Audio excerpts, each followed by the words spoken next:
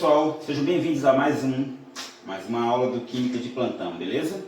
Hoje nós vamos encerrar o conteúdo de estequiometria, tá? Então, algumas questões que foram aplicadas no Enem, nós vamos terminar de discutir hoje, tá certo? Sejam bem-vindos, fique à vontade, mande sua dúvida, tá? Compartilhe os vídeos, tá bom, pessoal? Para a gente chegar a 1000 inscritos, ok? E podemos fazer aqui algumas lives para divulgar mais o trabalho, né? E que essas aulas alcancem aqueles alunos que não têm condições de assistir, né, uma aula a todo momento. O YouTube é uma plataforma de streaming que consegue esse alcance mais rapidamente, mais facilmente, beleza? Então vamos lá, né? Vamos lá, nós estamos em estequiometria. Hoje nós fechamos esse conteúdo, tá? E na próxima semana a gente volta com radioatividade, tá certo? Vamos lá. Mais uma questão.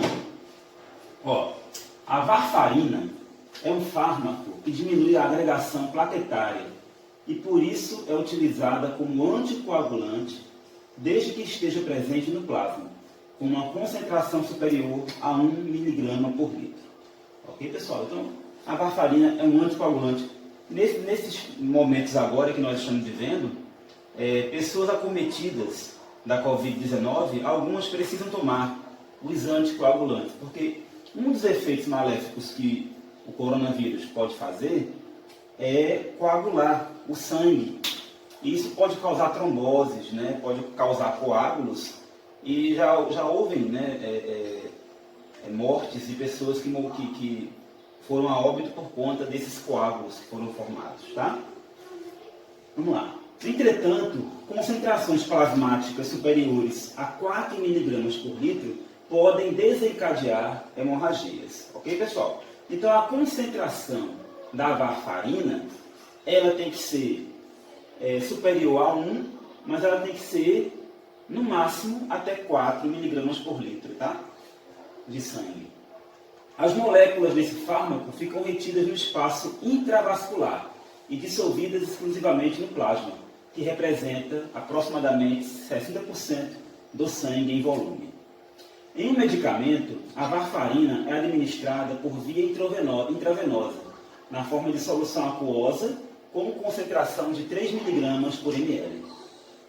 Um indivíduo adulto, com volume sanguíneo de 5 litros, será submetido a um tratamento com solução injetável desse medicamento.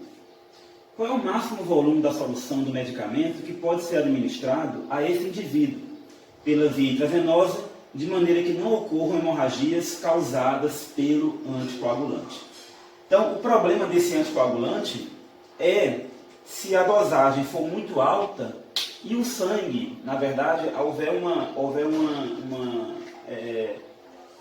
uma diminuição da viscosidade, né? Então, isso pode deixar o paciente numa situação um pouco complicada, né? Porque se um anticoagulante diminui a viscosidade demais, isso aumenta a pressão, né? Isso vai aumentar o fluxo sanguíneo. E esse fluxo sanguíneo exagerado, numa velocidade muito alta, pode provocar as hemorragias, tá certo? Vamos lá então, né, para a nossa resolução. Primeiramente, para que o aluno não se perca nessa resolução, importante frisar que a varfarina, né, vamos botar aqui VAR, que a varfarina, ela tem que ter concentração menor ou igual a 4 mg por litro, tá? E ela tem que ter concentração maior do que 1 mg por litro. Bom, vamos trabalhar, então, no limite, né? Vamos trabalhar no valor de 4 mg por litro. É o máximo, né, para que não haja nenhum tipo de problema, ok, pessoal? Então vamos lá. Ele fala que o medicamento ele tem uma concentração de 3 mg por ml, beleza? Mas o indivíduo ele tem 5 litros de sangue, tá? Seu volume total no corpo. Então vamos lá. Então, a primeira análise que devemos fazer é com relação ao volume de sangue onde o medicamento, onde o princípio ativo vai atuar. Ele fala na questão, embora que o ser humano tenha 5 litros de sangue, a atuação da varfarina ocorre no plasma, tá? Exclusivamente no plasma. E o plasma corresponde a 60% do sangue em volume. Sendo assim, o que é que nós temos?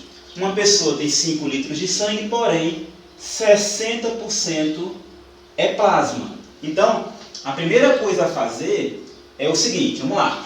Nós temos que, eu posso ter 4 miligramas de varfarina para cada 1 litro de sangue. Esse é o valor máximo.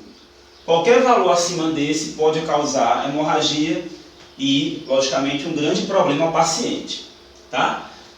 Qual é a massa que eu posso ter de varfarina para 5 litros de sangue?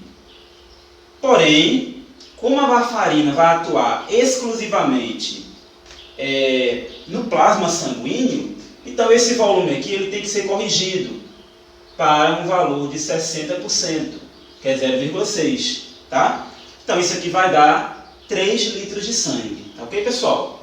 Então fazendo aqui, ó, fazendo aqui o meio pelos extremos, que nós já conhecemos, né, das nossas estequiometrias, temos que x é igual a 5 vezes 0,6 é igual a 3, e 3 vezes 4 é igual a 12. Então, 12 miligramas. Então, para uma pessoa que tem 5 litros de sangue, ela vai poder ter no seu corpo até 12 miligramas da varfarina. Ok, esse primeiro resultado aqui está em gramas, né? Está em massa. Mas ele quer saber qual é o volume, porque o medicamento ele é aplicado, tá? No estado líquido, né? É uma solução. Então ele quer saber qual é o volume do medicamento que pode ser injetado no paciente. Então vamos para a segunda regra de 3. Na segunda regra de 3, a gente sabe que 3 miligramas da medicação, do princípio ativo, quer dizer, estão presentes em 1 ml da medicação, tá? Então, para cada 1 ml da medicação, eu tenho 3 miligramas de varfarina. Como o paciente poderá tomar até 12 miligramas da varfarina, então, isso vai me dar um volume aqui que eu chamo de Y. Fazendo aqui novamente a nossa continha meio pelos extremos, nós temos que 3Y é igual a 12. Tá? Igual a 12. Observar que aqui, ó, eu vou cortar miligrama com miligrama, tá bom? O resultado vai ser em mililitros, tá? Então, Y é igual a 12 por 3. Y é igual a 4 ml. Então, essa é a dosagem que a enfermeira ou o enfermeiro poderá aplicar no paciente para que ele tenha, então, uma ação efetiva dessa medicação na questão da anticoagulação, na questão da diminuição da agregação plaquetária. Tá, pessoal? Uma questão bem atual, bem interessante, né? E, infelizmente, muitos pacientes chegam ao estágio de terem que tomar doses de anticoagulantes para não sofrerem problemas de trombose, né, e outros problemas com relação à formação de coágulos devido à atuação do coronavírus, tá? Então, muito bem, vamos para a próxima questão. Resposta aqui, letra D. Vamos para a próxima questão, então. Na questão nós temos falando sobre os minérios, né? O cobre presente nos fios elétricos e instrumentos musicais é obtido a partir da ustulação. A ustulação, pessoal, é um processo de queima que tem como objetivo eliminar gases tóxicos, tá? Ustulação do minério calcosita. No caso aqui, a calcosita é um sulfeto de cobre, tá, pessoal?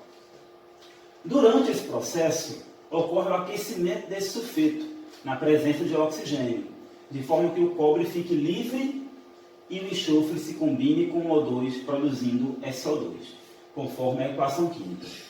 Quem assistiu à aula passada viu que esse SO2 ele pode ser eliminado numa reação onde o próprio SO2 tá com carbonato de cálcio, tá? E ele se transforma em silicato, tá? Desculpa, em sulfato. E esse sulfato de cálcio é o gesso. E esse gesso tem, logicamente, né, a gente conhece, o gesso tem uma aplicação na vida da gente, né, na parte da construção civil, bem interessante, né? Então, o SO2 ele pode reagir com o carbonato de cálcio, pode haver uma reação formando o sulfato de cálcio, que seria um produto interessante, tá? Para se reaproveitar. Muito bem, nós temos essa equação. Então, na equação nós temos o sulfeto de cobre no estado sólido reagindo com o oxigênio gasoso numa atmosfera aquecida, né? Então nós temos aqui calor, ou seja, essa reação é feita certamente no forno, tá? E os produtos são cobre líquido, porque a temperatura é alta, então o cobre sai do estado líquido, e o SO2, que é um gás tóxico, né? Não é tão tóxico, mas é um poluente importante, então ele é aprisionado para depois ser tratado, tá? As massas molares dos elementos cobre e enxofre são, respectivamente, iguais a 63,5 e 32 gramas por mol. Ok. Considerando que se queira obter 16 mols do metal em uma reação cujo rendimento é de 80%, a massa em gramas do minério... Então, vamos lá. Ó. Nunca esqueça, tá, aluno? Grifar os atores principais. Então, a massa em gramas do minério necessária para a obtenção do cobre. Então, a estequiometria, ela se torna uma operação fácil quando você presta atenção nas substâncias que estão elencadas, tá? Que foram descritas, porque só elas que vão entrar na conta. Então, ele quer saber qual é a massa em gramas do minério para a obtenção do cobre. Tá? Lembrando que ele quer obter 16 mols do cobre, que é o metal, tá? E quer saber qual é a massa em gramas do minério. Então, vamos lá. Vou deixar a equação aqui e vou aproveitar esse mesmo espaço, tá bom? Ó, então, nós temos aqui o minério, que é a calcosita, e nós temos aqui o metal, que é o cobre. Primeira coisa a fazer não é uma questão de estequiometria. Verificar se a equação está balanceada. Então, nós temos 2 cobre, e lá também, tá? Aqui nós temos um índice, e aqui nós temos um coeficiente, tá? Um enxofre, 2 oxigênios, e aqui 2 oxigênios. A reação está balanceada. Sendo assim, é só montar o cálculo estequiométrico, montar as linhas do cálculo estequiométrico. Vamos lá. Como ele deu para nós as massas molares, tá, dos átomos, então a gente vai precisar usá-las para poder fazer o cálculo estequiométrico, tá bom? Então a massa molar da calcosita, vou fazer aqui, ó, ao lado. Então, calcosita vai ser o quê? Como nós temos a massa molar do CO2S, como nós temos 2 átomos de cobre por fórmula, vai ser 2 vezes 63,5. Atomicidade, isso que o índice mostra, tá? Multiplicada pela massa molar. Mais o outro elemento. O enxofre aparece uma vez e a massa molar é 32. Certo? Então vamos lá. A massa molar, então, da calcosita vai ser igual 2 vezes 63,5 vai dar 127. 127 mais 32, isso é igual a 159 gramas por mol. Beleza? Então, podemos colocar aqui, ó, que, como aqui nós temos né, 1 mol, está implícito aqui, nós temos que 159 gramas da calcosita produzem 2 mol de cobre. Tá? Produzem 2 mol de cobre. Como ele fala do metal em mol, então essa estequiometria é massa por mol. Tá? Então, vamos manter aqui o mol. Então, 159 gramas, ele fala do minério em grama, produzem 2 mol do metal. Tá? Eu quero saber qual é a massa que vai obter 16 mol do metal. 16 mol do metal. Lembrando que aqui é importante. Ó. Lembrando que ele fala que essa reação, o rendimento dela é de 80%. Tá, pessoal? Então, na verdade, o que a gente coloca aqui, os dados teóricos, tá? Quando eles são confrontados com os dados experimentais, percebemos que existe uma diferença. E essa diferença é chamada de rendimento. Às vezes, ou muitas vezes, depende da área, o rendimento ele não é fiel à condição ideal. A condição ideal é que seja 100%, né? Mas às vezes o rendimento é menor por conta de fatores intrínsecos ao processo. Tá? Eu já comentei aqui, pureza dos reagentes, temperatura, tá? A questão também da pressão ambiente, tá? A questão do operador, da pessoa que está manipulando ali os produtos, ou seja, um monte de coisa pode influenciar no rendimento, tá certo? Bom, aqui vocês percebem que 16 mol é superior a 2 mol 8 vezes. Então, se o aluno quiser ganhar tempo, o aluno poderia já multiplicar isso aqui, tá? Multiplicar vezes 8, tá? É uma saída. Então, vamos lá, ó.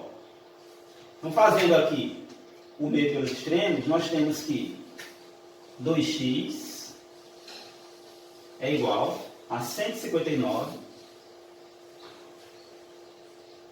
vezes 16. E que x é igual a 159 vezes 16 sobre 2. Tá? Percebam que a resposta final ela vai ser em grama, tá? Então, x é igual a 159 vezes 8. X é igual a 1.272 gramas. Ok? O importante aqui é você prestar atenção que no começo da questão ele fala que o rendimento dessa reação é 80%. Então, o valor que eu obtive aqui da massa necessária para a obtenção do 16 mol, na verdade, não será suficiente, porque o rendimento da reação é só de 80%. Ou seja, a previsão teórica diz que essa massa é suficiente. Porém, esse dado aqui é um dado adicional das condições experimentais, das condições reais.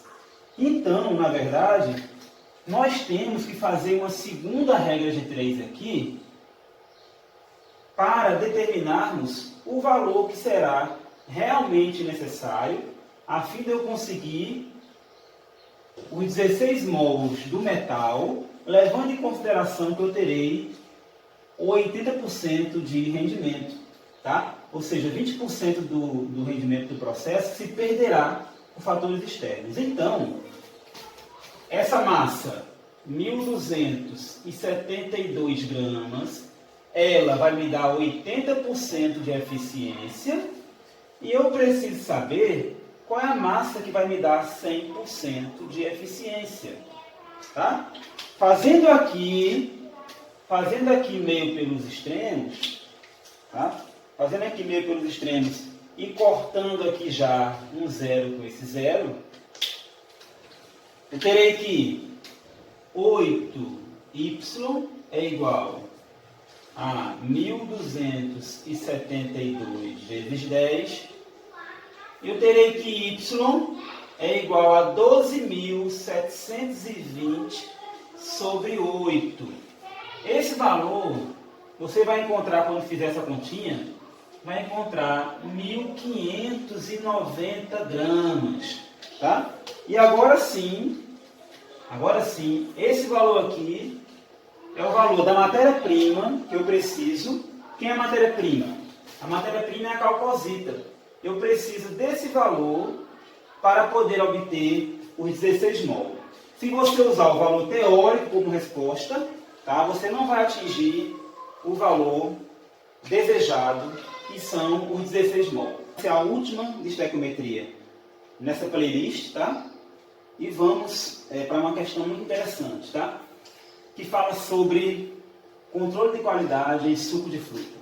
Um dos parâmetros de controle de qualidade de polpas de frutas destinadas ao consumo como bebida é a acidez total, expressa em ácido cítrico, que corresponde à massa dessa substância em 100 gramas de polpa de fruta. O ácido cítrico é uma molécula orgânica que apresenta 3 hidrogênios ionizáveis. Tá? Então ele é um ácido triprótico. Essa informação nós vamos precisar, tá, pessoal? Então, quando uma substância ela contém caráter ácido, tá? Por exemplo, no caso das frutas, geralmente ela vai ter esse ácido cítrico entre as demais moléculas da sua composição. Tá? Então, uma substância orgânica, não sozinha, ela consegue fornecer todos os aspectos organolépticos que nós conhecemos, tá? Das frutas. É uma união, tá, de várias substâncias que vão trazer para nós o sabor, o odor, a textura, tá? E etc. Apenas uma substância não consegue. Porém, existe uma substância, que é o ácido cítrico, que praticamente está presente em todas as frutas, tá? Então, esse ácido cítrico, infelizmente a questão do Enem não trouxe a fórmula, depois eu posso mostrar a fórmula, tá? Mas 1 mol dessa substância tem 3 hidrogênios ionizáveis, tá? Então, quando um ácido é monoprótico, quer dizer que ele libera um hidrogênio, H+. Quando ele é diprótico, libera 2 hidrogênios ionizáveis. E quando ele é triprótico, quer dizer que esse ácido vai liberar 3 hidrogênios ionizáveis. A massa molar é 192 gramas por mol. O quadro indica o valor mínimo desse parâmetro de qualidade para as polpas comerciais de algumas frutas. Então nós temos 5 polpas e os valores de acidez em termos de ácido cítrico por 100 gramas de polpa. Tá certo? Vamos lá, por 100 gramas de amostra. A acidez total expressa em ácido cítrico de uma amostra comercial de polpa de fruta foi determinada. No procedimento, adicionou-se água destilada a 2,2 gramas da amostra. Então, pegou-se 2,2 gramas de uma amostra, adicionou-se água destilada. Aí depois fez o processo de solubilização do ácido cítrico, né? Ou seja, houve uma agitação e após um certo tempo isso foi filtrado. O sólido, né, o bagaço, podemos dizer assim, foi filtrado. E a solução obtida, porque você tem a amostra da fruta. Você colocou água, você agitou, deixou solubilizar. Depois de um certo tempo, tudo que tinha lá de ácido foi solubilizado naquela amostra, naquela água ali, que formou uma solução. Joga-se fora o bagaço e aquela solução, você agora vai determinar a quantidade de ácido que tem nela. Tá? Para se fazer isso, recorre-se a uma técnica analítica muito conhecida, pessoal, na química, tá? Que é a titulação. Vou passar para cá para mostrar a vocês. Então, vou botar o nome aqui, ó, titulação. A titulação é uma técnica analítica conhecida, que consiste em você reagir numa amostra que você não tem o conhecimento da concentração do que você tem ali, tá? E você utiliza para isso uma outra amostra de uma substância conhecida. Então, por exemplo, como eu quero reagir e descobrir qual é a concentração do ácido cítrico, eu vou reagir esta solução com uma substância que consiga caracterizá-lo. No caso, a gente usa, no caso de um ácido, a gente vai usar uma base. Tá? Então aqui a gente fala de uma titulação ácido-base. Existem vários tipos de titulação. Cada uma para o que se destina. Cada uma para um tipo de reação. Tá? Em reações que eu quero caracterizar um ácido ou uma base, eu utilizo a titulação ácido-base. Tá certo? Então, na titulação nós temos dois atores. Nós temos o titulante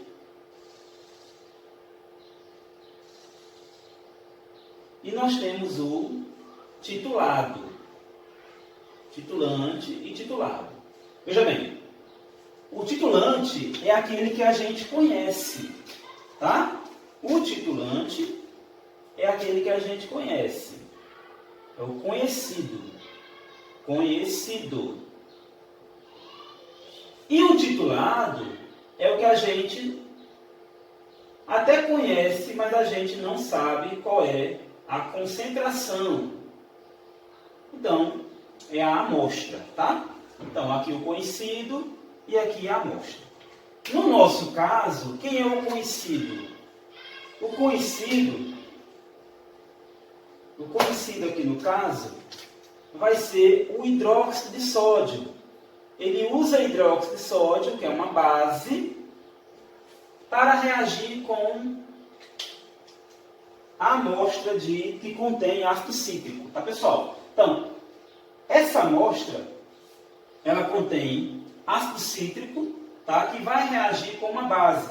Por quê? Porque o ácido, quando reage com a base e vice-versa, tá? Como eles têm caráter opostos em termos de formação de produtos, né? Em termos também, a gente conhece também que eles trabalham em faixa de pH diferente, tá? Então, o ácido vai ser bem caracterizado quando reage com a base e vice-versa. Então, vamos reagir o hidróxido de sódio com essa amostra, que é uma amostra ácida. Ok? Então, titulação ácido-base. Muito bem. Uma outra coisa que é importante antes de resolver essa questão. Quando você estuda reações ácido-base lá no primeiro ano, você estuda que numa reação ácido-base, por exemplo, uma base como o hidróxido de sódio, tá? Se ela reage com um ácido, vamos botar aqui um ácido genérico, HA. E esse A é o ânion, tá pessoal? Então esse ácido pode ser um ácido monoprótico, né? Um ácido monoprótico. Então, esse ácido, como ele é monoprótico, e a base é uma monobase, o que é uma monobase? Aquela que só tem uma hidroxila, tá? E um ácido monoprótico é aquele que libera um hidrogênio. O produto de uma reação entre um ácido e uma base monovalentes vai dar um sal. Vai dar um sal. No caso aqui é NaA, tá? Isso aqui é tudo em meio aquoso. E vai dar água. Água devido à reação entre o H+, a gente sabe que ácido, na teoria de Arrhenius, vai liberar H+, e vai liberar o H- das bases, né? Então, a gente vai ter a ligação entre hidrogênio e hidroxila formando água. Beleza? Uma reação simples, né? Conhecida. Entretanto, por exemplo, se esse ácido for triprótico, se ele for um ácido H3A,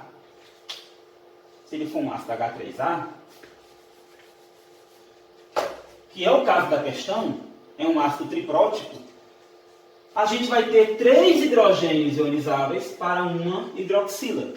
Lembre, nunca esqueçam isso, tá pessoal? Um hidrogênio ionizável reage com uma hidroxila formando uma água, tá? Um hidrogênio, uma hidroxila, uma água. Se são 3 hidrogênios ionizáveis, vou precisar de 3 hidroxilas. Então, nessa questão, o ácido é triprótico. Como ele é triprótico, ele vai liberar 3 hidrogênios. Um mol de hidroxila não vai ser suficiente. Então, vou precisar aqui ter 3 hidroxilas. Como é que eu tenho 3 hidroxilas? Multiplicando aquela fórmula por 3. Tá? Vou utilizar os conhecimentos de balanceamento e multiplicar isso aqui por 3. Aí agora eu vou ter 3 hidroxilas. 3 vezes menos 1, menos 3. Porque aqui eu tenho 3 hidrogênios, 3 vezes mais 1, mais 3. Tá? Então agora sim eu posso ter a reação entre sódio e esse A, então vai formar, ó, o Na3A. Professor, por que forma Na3A? Bom, porque certamente isso aqui é menos 3. Se existem 3 hidrogênios, que é mais 3, né? Somando 3 vezes mais 1, então eu vou ter menos 3. Eu vou ter Na3A. E agora, se eu tenho 3 hidroxilas com 3 hidrogênios, vou formar 3 mol de água. Beleza? A quantidade de água, a quantidade de sal, nesse caso aqui, não é importante na questão a gente determinar. É importante na questão a gente saber quanto está reagindo do ácido e da base. Tá? Qual é a concentração. Beleza, pessoal? Só que tudo isso passa pelo balanceamento, porque todas as coisas que se referem a aspectos quantitativos, nós temos que recorrer e obedecer à lei de Lavoisier, tá? A lei de Proust. Então, tudo isso está nas bases da química. As bases da química lá do primeiro ano, até do 9º ano, né, no ensino fundamental. Beleza, pessoal? Então, agora vamos fazer nossa questão. Sempre em titulação, a gente vai ter o dado da substância conhecida. A substância conhecida é o hidróxido de sódio, tá? Então, o hidróxido de sódio, aqui, ó, ele deu a concentração do hidróxido de sódio, a concentração em quantidade de matéria, a molaridade, a concentração molar, que diz o seguinte, diz que 0,01 mol está para 1 litro de solução. Ó, 0,01 mol por litro. Esse aqui, ó, tem multiplicado por litro é menos 1. Quer dizer que o litro saiu de baixo do denominador e foi para o numerador. Ele aplicou aqui aquela regrinha, quando eu tiro do denominador para o numerador, multiplico e inverto o sinal da potência. Vamos lá. Qual foi a quantidade gasta de hidróxido de sódio? 24 ml. Então, eu estou querendo saber qual é a quantidade de hidróxido de sódio que reagiu. 24 ml é 24 vezes 10 a menos 3 litro. Esse mili, aqui, ó, é litro. Tá? Vamos utilizar nosso conhecimento matemático. Aqui, ó. Eu vou andar 2 casas para a direita. 1, 2. Andando 2 casas para a direita, eu aumentei o número 100 vezes. Para compensar, eu vou compensar isso na potência. Andei 100 vezes, 10 ao quadrado. Vou compensar na potência. 10 a menos 2, tá? Para poder eu corrigir isso aí. 24 vezes 1 dá 24. X vezes 1 é x. Então, x é igual a 24 vezes 10 a menos 3 vezes 10 a menos 2. Esse aqui, ó, é a correção. Eu aumentei 100 vezes aqui, eu vou diminuir 100 vezes aqui, tá bom? Então, agora eu vou colocar tudo junto, porque vocês já viram, já sabem o que é. Então, menos 3 menos 2 dá menos 5. Menos 3 dá menos 2, menos 5. Então, essa é a quantidade em mol que reagiu do hidróxido de sódio. Primeira continha é essa aqui. Não percam, tá, pessoal? Não percam aí a sequência. Essa é a primeira continha. A segunda conta. A gente sabe que isso aqui é do hidróxido de sódio. Eu quero saber o seguinte. Se eu tenho a quantidade em mol do titulante que reagiu, eu consigo também encontrar a quantidade em mol do titulado, que é a amostra. Como? Conhecendo a estequiometria da reação. Eu sei qual é a substância que eu estou atrás de determinar. É o ácido cítrico. Eu sei que o ácido cítrico é uma fórmula parecida com essa. A diferença é que no ácido cítrico, esse A é uma parte orgânica, né? É uma cadeia carbônica. Tá bom, pessoal? Mas ele tem 3 hidrogênios. Aí presta atenção. Se eu colocar aqui os coeficientes estequiométricos, ó, aqui tem 1. Então, 3 mol de hidróxido de sódio reage com 1 mol de ácido cítrico. Tá? Então, se eu tenho 24 mol de hidróxido de sódio, eu vou ter quantos de ácido cítrico? Olha, se 3 reage com 1, se 3 mol desse reagem com 1 desse, de acordo com a lei de Proust, nós temos que manter as mesmas proporções estequiométricas, né? Quando a gente, nas reações entre as substâncias, né, pessoal? Então, a proporção é 3 para 1. Se 3 reage com 1, 24 vai reagir com 1/3. Quanto que é 1/3 de 24? 1/3 de 24 é 8. Então eu posso botar aqui, ó. Vamos botar aqui embaixo? Não, vou botar aqui do lado, então. Então vou andar para cá, tá? Creio que vocês vão entender. Vão conseguir entender.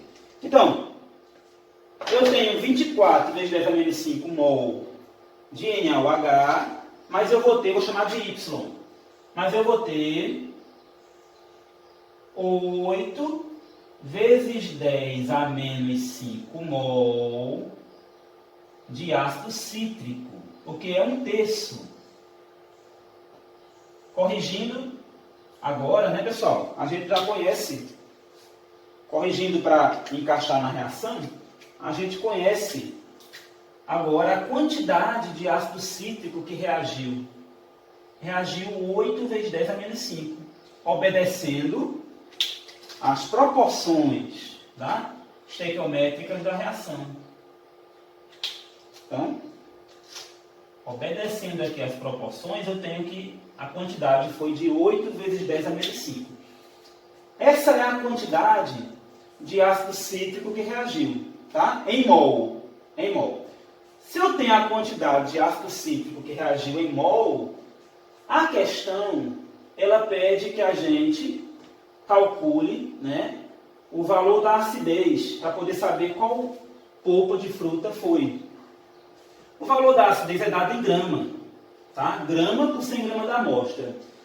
Mas a gente tem um valor aqui em mol do ácido cítrico. Para a gente poder ter o valor em grama, a gente vai recorrer à massa molar, tá? Então vamos lá, pessoal.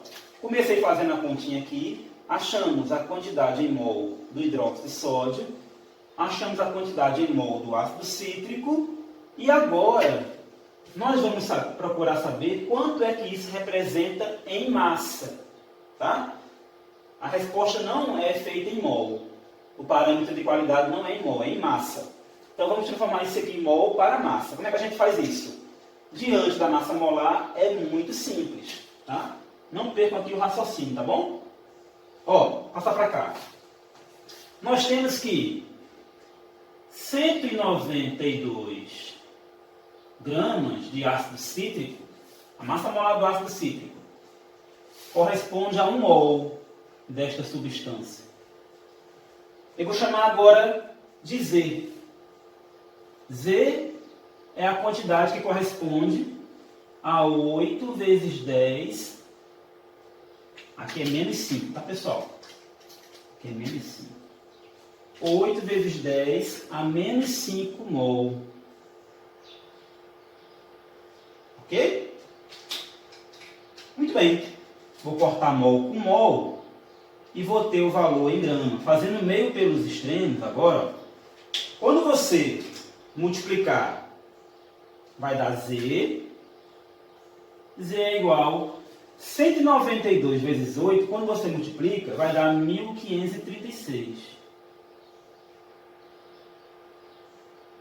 gramas. Tá? Então, aquela quantidade em mol corresponde a 1.536 gramas. Não, Marcelo, faltou 10 a menos 5.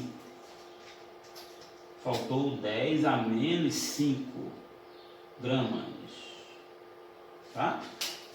1.536 vezes 10 a menos 5 gramas. Tá? Então agora nós temos a quantidade em grama que isso representa. Veja bem, agora está fácil. Está fácil. Porque se eu tenho a quantidade em grama de ácido cítrico, tá, que tinha lá na solução que foi obtida quando se colocou água, fica fácil da gente fazer, da gente traçar um comparativo com esta tabelinha aqui. Presta atenção. A tabelinha expressa o valor da acidez por 100 gramas da amostra, tá? Então vamos lá. Lá qual foi a quantidade da amostra? 2,2. Presta atenção. A tabelinha, ela parametriza gramas, tá, de ácido cítrico por 100 gramas da amostra. E a quantidade de amostra utilizada foi 2,2. Tá? Então agora vamos terminar essa conta. Vamos terminar aqui essa continha. Ó. Pessoal, essa quantidade de ácido cítrico estavam dentro de 2,2 gramas da amostra. Então, posso fazer assim, ó. A última regra de 3, ó. Vou trazer para cá. Ó. 1.536 vezes 10 a menos 5 gramas estavam dentro de 2,2 gramas da amostra. Tá?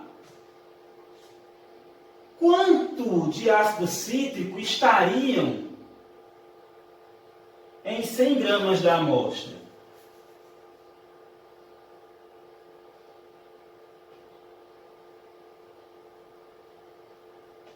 Então, eu tenho 2,2 gramas da amostra, porque em análise química a gente não usa grandes quantidades. Ele usou 2,2, tá?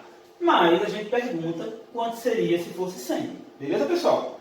Vamos agora utilizar os nossos conhecimentos de matemática, tá? Para poder resolver isso aqui. Na hora do Enem, a gente quer facilidade, né? Então, eu recomendo vocês que busquem facilidades. Ó, vou começar aqui, ó. Isso aqui, eu posso fazer assim, ó. Eu posso deixar... Vou andar uma casa para a esquerda, vou andar duas. Tá? Vou andar duas casas para a esquerda. Andando duas casas para a esquerda, eu reduzi o número 100 vezes. Tá certo? Reduzi o número 100 vezes. Então, isso agora vai ficar 15,36. E aqui, como eu andei duas casas para a esquerda, diminuí 100 vezes, eu vou compensar. Era menos 5, agora é menos 3. Aqui é 100. 100 eu vou deixar o quê? 10 ao quadrado. Tá? Isso vai facilitar na hora de cortar. Tá, pessoal? Então, vamos lá. W vezes 2,2. 2,2W. 2,2W é igual a 15,36 vezes 1. 15,36. Tá? Vezes 10. 10 a menos 3 vezes 10 ao quadrado dá 10 a menos 1. Qual a unidade? Grama. Tá? Muito bem. Vejam que vai cortar 2 gramas aqui, ó. Essa grama com essa grama, mais essa aqui fica que vai ser o resultado, tá bom? Vamos lá. O que é W? W é igual a 15,36 dividido por 2,2. Tá? Vezes 10 a menos 1 grama. Muito bem. Essa continha, realmente você vai ter que quebrar a cabeça na hora da prova para fazer. Mas, essa conta aqui, ela dá aproximadamente 6,9. 6,9 e você repete, ó. 6,9 vezes 10 a menos 1 grama. Tá, pessoal? E aí, como a resposta não envolve nenhum resultado em notação científica, você vai ter que sumir com aquela potência. Então, 10 a menos 1, você anda uma casa para a esquerda, e aqui você vai encontrar 0,69 gramas. O que significa esse resultado? Significa dizer que nessa amostra, eu tinha, se fosse para 100 gramas de amostra, eu teria 0,69 gramas de ácido cítrico.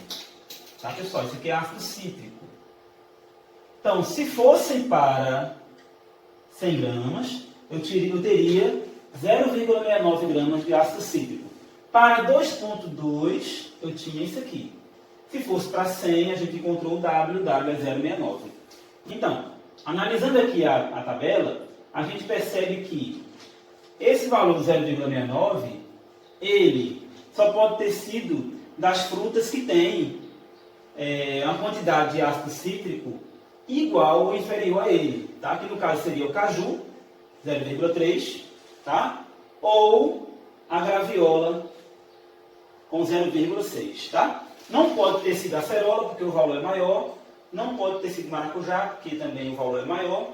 Não pode ter sido cupuaçu, porque o valor da acidez dessas frutas são maiores do que 0,69. Então 0,69 está mais próximo está bem próximo, né, na verdade, da graviola e um pouco distante do caju, mas poderia ser também caju, tá certo?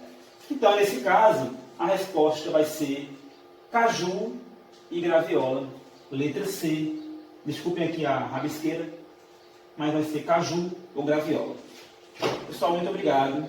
Tá bom? A gente volta na próxima semana com as aulas sobre radioatividade, beleza? Se inscrevam no canal Química de Plantão, ok? Obrigado.